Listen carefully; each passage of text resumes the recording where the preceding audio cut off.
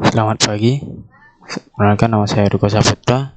Kali ini saya akan menjelaskan tentang deteksi ujaran kebencian menggunakan algoritma Naive Bayes yang mata kuliah kecerdasan buatan yang dosen yang diampu Pak Febi Apri Wenando SPD NN.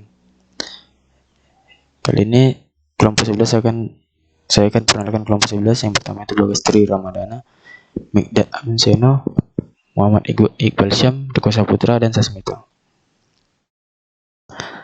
Pertama, apa itu Naive Bayes?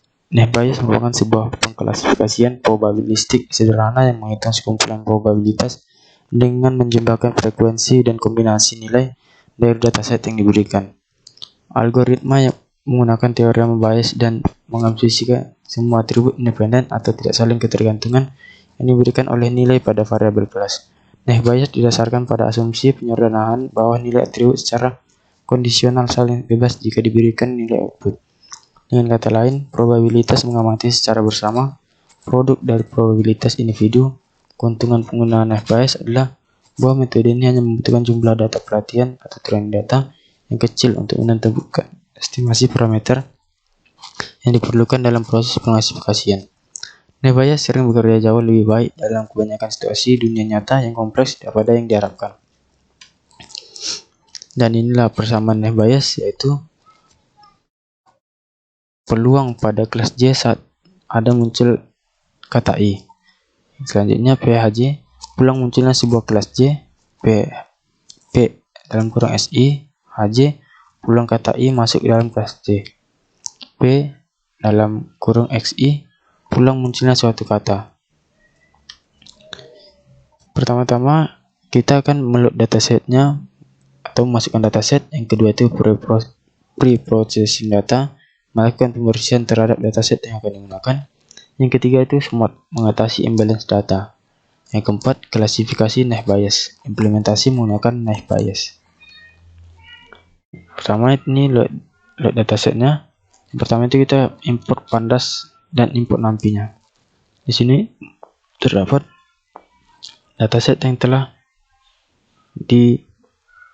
ditampilkan di saat mencoba berusaha sampai user dan selanjutnya. Yang kedua itu pre-processing data. Pre-process pada penelitian ini bertujuan untuk menghapus data-data tweet pada saat pengambilan data dan menyeleksi fitur beberapa kata-kata.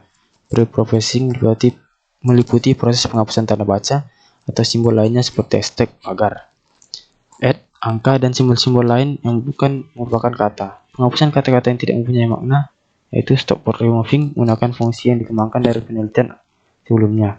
Adapun langkahnya itu adalah cleaning. Cleaning merupakan proses pembersihan karakter pada dokumen teks yang bukan alfabet seperti simbol, angka, dan tanda baca.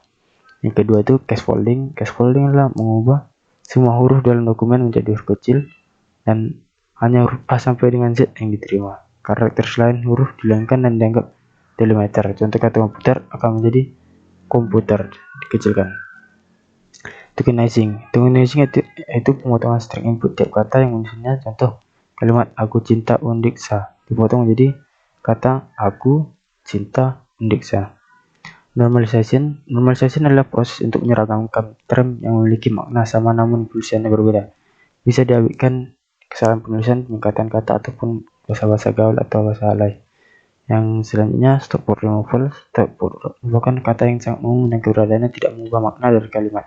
Sesuai dengan namanya, itu mengandung kata removal. Teknik ini akan menghilangkan kata-kata tersebut dalam kalimat.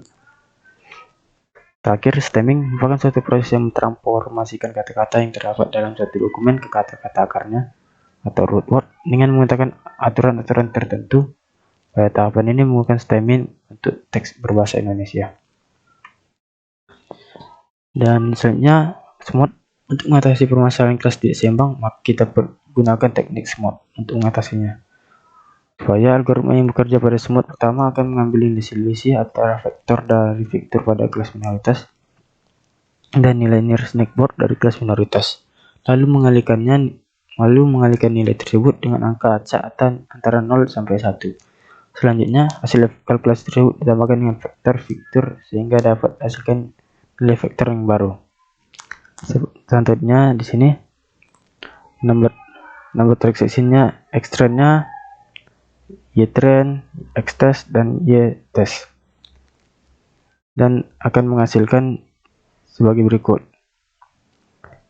Untuk label 1 6092, untuk label 0 nya 4443, dan oversamplingnya yaitu the shape of trend X nya itu 12.144 dan 2000, trend Y nya 12.184, dan untuk totalnya itu yang untuk label 1 6092, dan untuk total yang label 0 6092 juga, sehingga seimbang. Selanjutnya itu split data. Proses ini akan dibagi menjadi dua, yaitu data training dan dataset. Pada penelitian ini data dibagi menjadi 80 dan 20%, sehingga hasilnya akan menjadi ini Texasnya 20% dan random setnya menjadi 42. Dan terakhir, implementasi ke dalam metode Bayes. Di sini terdapat Gaussian NB, dan ini contoh codingan Bayesnya setelah diklasifikasi dan komposisi